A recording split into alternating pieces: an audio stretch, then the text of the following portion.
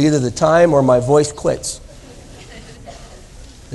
Now, guys, this is what happens when you decide to be a caregiver to your wife when she's sick.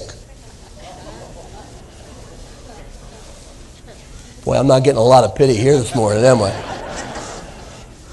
Honey, I think they're all saying, yeah, right, you were a caregiver to your wife. I don't know what it is about getting older. I get sick every year. You know, when I was young, I used to never get sick. Now, every year, at least once a year, I get something. I don't know what it is about that. You see, it seems to be related to not eating as much junk food. See, I think there's antibodies in that junk food we don't realize. Oh, well, this is a tough crowd this morning. Let's just keep going. You all want to go home and watch the ball game. I know why you're here. Matthew chapter 2, verse 1. And after Jesus was born in Bethlehem in Judea during the time of King Herod, Magi from the east came to Jerusalem and asked, "Where is the one who has been born King of the Jews? We saw a star in the east, and we've come to worship him." And when King Herod heard this, he was disturbed, and all of Jerusalem with him. And when he had called together all the people's chief priests and teachers of the law, he asked them where the Christ child was to be born. "In Bethlehem in Judea," they replied, "for this is what the prophet has written. But you, Bethlehem, in the land of Judah, are by no means least among the rulers of Judah. For out of you will come a ruler who will be the shepherd of my people Israel."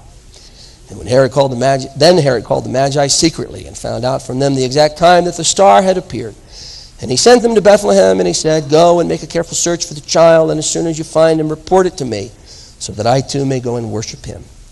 And after they had heard the king, they went on their way. And the star that they had seen in the east went ahead of them until it stopped over the place where the child was. And when they saw the star, they were overjoyed. And on coming to the house, they saw the child with his mother Mary, and they bowed down and they worshipped him. And then they opened their treasures and presented him with gifts of gold and of incense and of myrrh.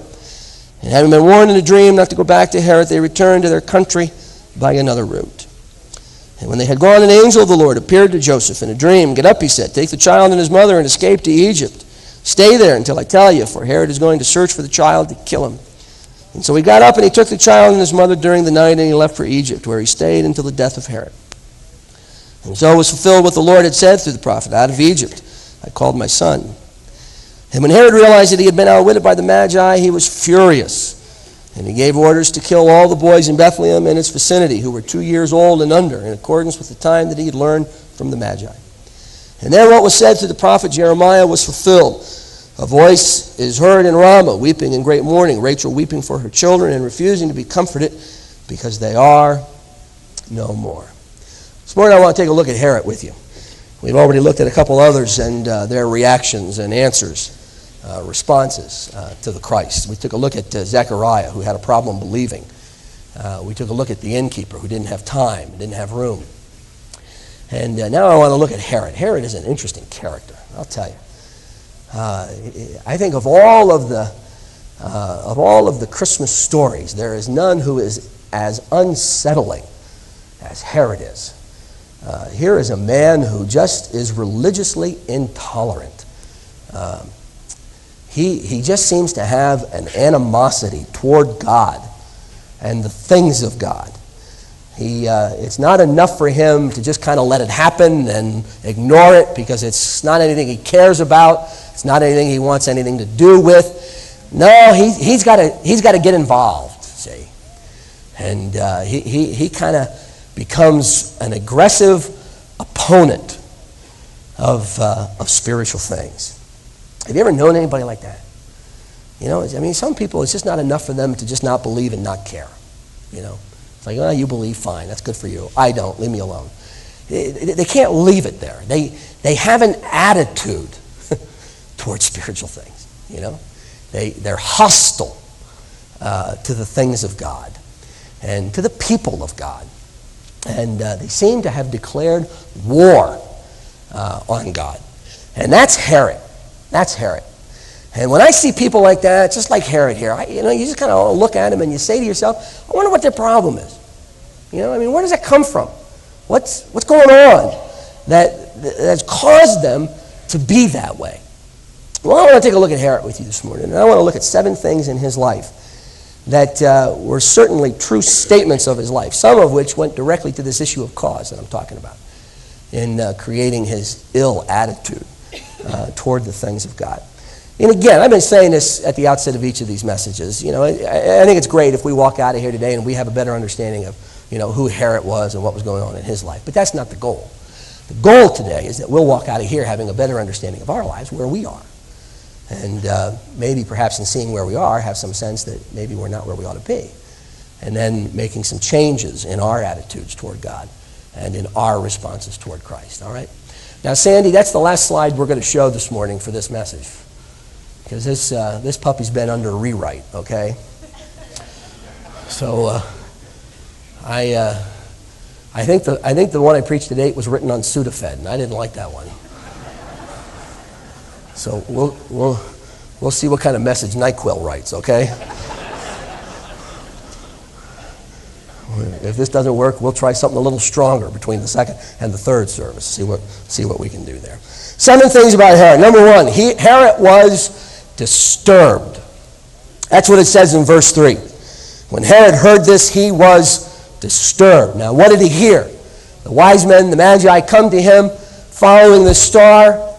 They say to him, "Hey, Herod, we've heard that a new king of the Jews, has been born in your backyard. This is your turf. This is your territory. You're supposed to know what's going on here. We've come to you as the ruler, as the supreme, and we're asking you what you know about this." And Herod's response to the news of a new king, a savior, was not a good response. He was not happy about what he was hearing. You see, Herod, for some reason, saw Jesus as a threat. He saw Jesus not as one who had come to deliver him, but as one who had come to undermine him. You know, now you can understand Herod. You can relate to this, can't you? I mean, this guy's in charge. He's the boss. You know, he's the one who is ruling. Everyone does what it is he says that they should do. And now here is talk of someone else who might come and compete with him for power. Someone else whom the people might listen to. Someone else who might take control. Someone else who might be in charge. And Herod's not happy about that. And Herod is the forefather of a lot of people who've taken that same attitude toward Christ. It's amazing, isn't it? But there are some who can see Christ as a Savior who has come to deliver them and free them. And others see him as some kind of a slave master who has come to imprison them. It's amazing, isn't it? It might even be that there's someone here this morning who's got a problem with Christ because you don't want to give up control. You want to be in charge, say. You want to be the one making the decisions and giving the orders, and this thought and talk of something else coming into your life and being Lord of your life and you submitting your will to His and allowing Him to govern you. That's not something that is appealing to you at all. It's appalling to you. And just like Herod, the more we talk about Christ and the lordship of Jesus Christ, the more disturbed you get. Now, not only was Herod disturbed, but I think part of his problem with Christ was also due to the fact that, secondly, Herod was ignorant. Or as we say in Indiana, ignorant. That sounds a lot better without a head cold. Look at what it says here in verse 4. It says, Herod called together the people's chief priests. Now, he's just been asked by the Magi where this king of the Jews is. And so he calls together the chief priests in verse 4 and the teachers of the law, and he says to them, where is the Christ to be born? Now, this is ancient prophecy. This is ancient prophecy dealing with a part of his providence. You would think he would know this. But Herod was ignorant of the things of God. And he didn't understand. He was uninformed. He was not a student. He had not bothered to take the time for himself to investigate this thing that he had heard about. And again, there are so many others who have followed in the footsteps of Herod. And part of the reason that people are disturbed by Christ is because they don't properly understand Christ. See? They see Christ and they think that Christ is going to come into their life and he's going to end the party and he's going to rain on the parade. They don't understand that what Christ wants to do in your life is not make your life miserable. Christ wants to make your life truly fulfilling. See? Christ doesn't want to come into your life and rob you of all the joy and all the happiness that you had. That's not what Jesus wants to do. Jesus wants to come into your life, and he wants to give you true joy. And he wants to give you true happiness. And not only does he want to give you happiness for this life, he wants to give you hope for the life to come after this life. See, that's what Jesus wants to do. But people who are disturbed by Christ and who are afraid of Christ have never taken the time to read for themselves the words of Christ. They don't understand, see, what it is Jesus is wanting to do for them. They're afraid because they're ignorant and uninformed of the things of God. I can't help believe that if many of the people in this world, if not all of the people in this world who are truly hostile to the things of God, could just somehow have a better understanding of who this God and who this Savior is. I mean, those of us who have met him, those of us who know him, those of us who have experienced him in our lives, I ask you this morning, is there anything more wonderful that has ever happened to you than Jesus Christ? See? Not only was Herod disturbed, not only was he ignorant, but thirdly, and there's somewhat of a progression here of digression, Herod was a fake. It says here in verse 8, he calls the Magi in and he tells them to go to Bethlehem, and then he says, make a careful search for the child, and as soon as you find him, report to me so that I too may go and worship him. Herod decides to do what a lot of people decide to do who don't understand spiritual things and are somewhat threatened by them. Instead of openly declare his hostility, he decides to fake it. You know? The fact of the matter is, Herod's not overjoyed by Jesus. Herod's kind of frightened by Jesus. He's intimidated by Jesus. He's not anxious to see Jesus at all. He doesn't see Jesus as a good thing. He sees Jesus as a bad thing. Part of the reason for that is because he's ignorant. He doesn't understand who Jesus is and what Jesus is really capable and wanting to do in his own life. So what does Herod do? Does he openly declare his opposition to Jesus? Does he say, I'm really not for this guy. I want nothing to do with this guy? No. Instead, he decides to be a political creature and kind of go along with the tide. Says, I'll kind of act like I care. I'll kind of act like I'm a supporter. I'll kind of act like I believe in all of this, and I'm happy about all of this, and I'm enjoying all of this, and I want all of this. You see, not everyone who is hostile to Christ, I want you to hear this, not everyone who is hostile to Christ is declared hostile. There are people who are living lives that are hostile to Christ, whose very spirits and mindsets are against the things of God, but they're faking it. They're kind of going along rather than being openly declared as hostile. That's where Herod was. Number 4, not only was he a fake, he was a fool. Herod truly thought he could outwit God. Is this human arrogance or what? He calls the wise men in and he says, I want you to go to Bethlehem and tell me where he is because I want to worship him. Did he want to worship him? No. He wanted to kill him. That becomes apparent. Worship was the last thing on his mind. He was in the sanctuary, but he wasn't there to worship. And he thought, God will never know that. But look at verse 12. It says, and having been warned in a dream, not to go back to Herod. See? Who's being warned in a dream? The wise men are being warned in a dream. God comes to the wise men in a dream and he says, Herod's faking it. He's not real. He's not sincere. He's not genuine. I know he's asked you to come back and tell him what you have found and where it is. Don't go. Go back another way. And that's exactly what the wise men did. And here is Herod thinking he can do what so many others think they can do. Fool God. And the people who try to fool God in the process only become a fool themselves. Is it possible that not only did Herod underestimate God, but is it possible that Herod didn't see God in all of this?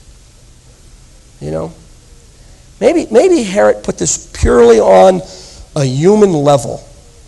Maybe he thought this was a man thing. This is something man is doing. And this is not something significant. This is not something genuine. This is not something real.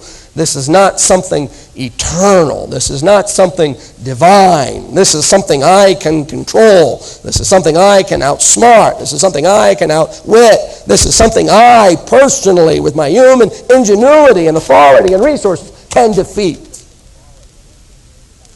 I wonder how many people are blowing off the Word of God and the church and faith because they don't see it as a God thing. You think it's possible some people don't take the gospel seriously because they don't believe in God? I mean, is it possible that some people are going through religious motions and faking a faith because, bottom line, they just don't see it as anything genuine. They see it as myth or superstition, and they've extracted the God element out of all of that. I wonder how Herod's attitude would have been different had someone sat him down and say, "Now, Herod, before you go off half-cocked here, you got to understand something. This is a God thing, Herod." See, this isn't. You're not dealing with political influences and forces here, Herod. This is not something human. This is not something man-made. God is in this, Herod. And before you take it on, before you declare war on this, you got to understand this is God we're talking about. I wonder how many of our attitudes toward spiritual things would change if we had a genuine and true appreciation for the fact this is a God thing that we're talking about. Just a thought. Well, not only was he a fool, but fifth, he was miserable. He says in verse 14, so they got up in verse 13, there's another dream, and an angel of the Lord appears to Joseph. And he, just as the Lord had informed the wise men of what Herod was intending to do, now the Lord informs Joseph of what Herod is intending to do. And so in verse 14, Joseph takes the child and the mother, and he flees to Egypt. So they're outside of the jurisdiction of Herod. There's nothing that Herod can do to them there. And then in verse 16, when Herod realized that he had been outwitted by the Magi, he was furious. That's a strong word in the Greek. Any word that describes really ticked and mad works there. Huh? Maybe you use words to describe that emotion. Maybe you use names. Whatever it is, it works there. Because Herod is really upset. See, he had plans. He had the whole thing figured out. This is how it's going to work. These guys are going to come back. They're going to tell me where the child is. I'm going to send some troops. We're going to kill the child. We're going to end this king stuff, and I will be rid of Jesus forever. That's it. And I'll move on. I'll go back to my life, and everything will be the way that it was. That's what he thought. But again, Herod didn't appreciate the God factor in all of this. He overestimated himself, and he underestimated God. A terrible mistake to make. And as a result of that, the plans that he had made and the intentions that he had designed were all thwarted. Nothing was working out the way that he thought it would. And he was miserable. I wonder how many lives could give testimony and say, man, I've been where Herod was. I thought I had the whole thing figured out. I thought I could get rid of God. See? I thought I could ignore him. I thought I could brush him off. I thought I could just deny him. I thought I could control him. I thought I could relegate him to certain things and keep him out of other things. I thought I could live my own life and pursue my own passions and develop my own plans and purposes, and everything would be fine, and everything would be successful, and everything would be great. And in the course of all of those things, it seems as if there's been one wrong turn after another. One mistake has led to another mistake, and things have gone from bad to worse. And my life has not worked out the way that I thought my life would work out. And it's not the success that I thought it would be. I've attained things and I've achieved things, but still there is something missing in my life. And they would give the testimony that Herod gave of a life self-directed, and selfishly lived, successfully so, but a life that is miserable. A life that is miserable. Number 6. That was number 5, wasn't it? Number 6, Herod was wicked. He was wicked. Look at what it goes on to say in verse 16. You know, you list all the human atrocities that have ever been inflicted on the world by the wickedness of man, and this certainly has to be on the list. You can't ignore this one. Here Herod is, having thought he could outwit God, only to find that he couldn't. In his anger, in his furor, in his frustration, he orders that all of the children 2 years of age and younger should be, the boy children should be slaughtered, should be murdered. You know, what a terrible thing. Isn't that a terrible thing? And you look at that. I don't know about you, but I look at that and say, how does that happen? I look at a lot of things in our world and say, how does that happen? You know, that we see atrocities all around us. We see people being mean and evil and wicked and inflicting all kinds of pain and hardship and suffering on others because it somehow is self-serving to them to do that. And we say, how can people be so cruel? How can they be so unkind? How can they be so insensitive? How can they be so wicked that they would do such things? And we've come up with all kinds of answers to try to explain that to us because we want to know that that couldn't happen to us, that there's some kind of unique sickness or problem with them that has caused them to be that way, and we're nowhere near that. And we've taken the course of Eve. We've come up with all kinds of rationalizations and justifications for the things that people do that people ought not do. With all due respect to that stuff, might it be that Herod was the man that he was because he wanted nothing to do with Jesus Christ? You know,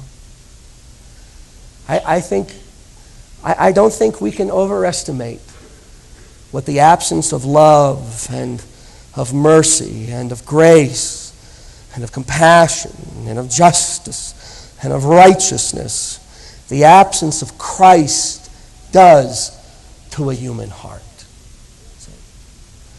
When we're given to ourselves and allowed to make gods of our own desires and of our own appetites, it's amazing how wicked we can become.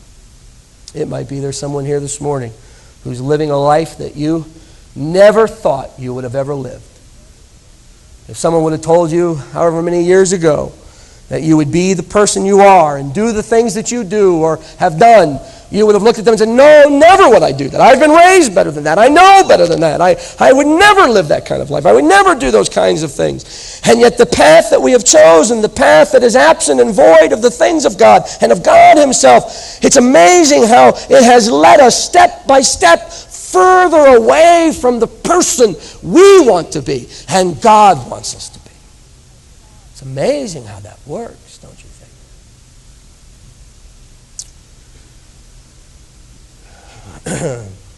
Well, he was disturbed. A lot of people are disturbed by Jesus. He upsets them.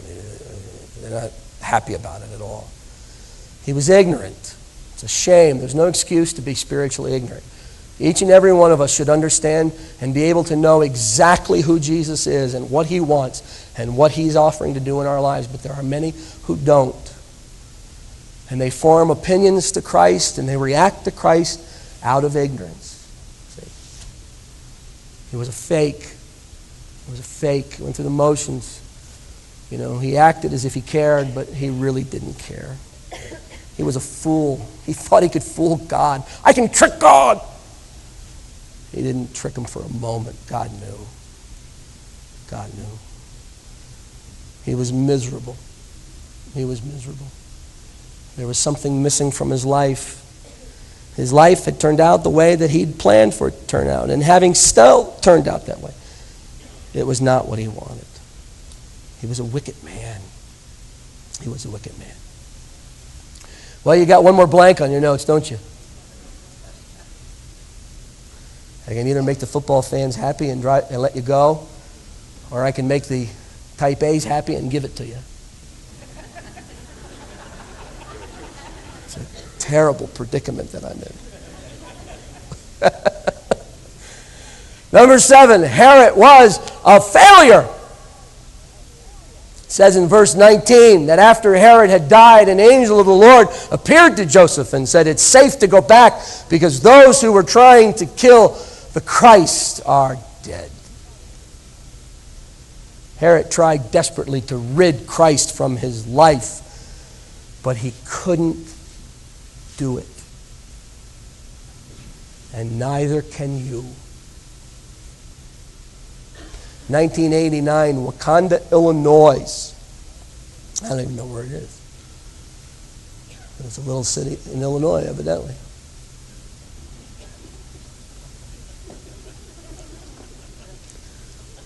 Real little. But that little city in Illinois in 1989 was sued by the American Atheist Association of America. That's a AAA you don't want to belong to. It seems as if Wauconda had an annual tradition that after Thanksgiving they would put up Christmas decorations in their town. And there were 2 water towers in Wauconda. And for 40 years they had been putting lighted crosses on those water towers. For 40 years they had done that. And now the American Atheist Association came in and found out that those water towers were owned by the city and said, "That's a violation of the separation of church and state. You can't put a cross on a public water tower. You can't do it." And they filed suit against the city to have them removed. Well, there was a town meeting. The people discussed, what are we going to do about this? It was agreed no one wanted to take the crosses down. No one was offended by them. It represented the holidays and the hearts of many of them, and they didn't want to take them down. They were offended by some outside group coming in and telling them what to do. And yet they realized that a legal battle, a prolonged legal battle, would cost hundreds and thousands of dollars. And they didn't have, that kind of resource, financial resource. And, even if they would win, they could bankrupt the city in the process. And so the town council of Wauconda, late into the night, deliberating on this issue with many of the people in the town there contributing to the conversation, finally decided that the crosses would come down. It was better to give in than fight. One of the businessmen who was there that night, having heard of the town council's decision, thought to himself, maybe we can't put the crosses on the water towers because that's a public thing, but I own my own business. I own my own shop. What's to stop me from putting a cross in my window? He had a business downtown. He thought, I'm going to go back down to my shop and I'm going to put a cross in my window and declare my faith. And so he did. Word spread quickly. And before you knew it, every business in downtown Wauconda had a lighted cross in the windows of the shops there. Well, this morning, where are you guys? Are you suing God to keep Christ out of your life? People do it. Well, they don't file papers in any kind of a court. I don't think even the Florida Supreme Court would hear that case. Oh, I'm on medicine. I'm not feeling well.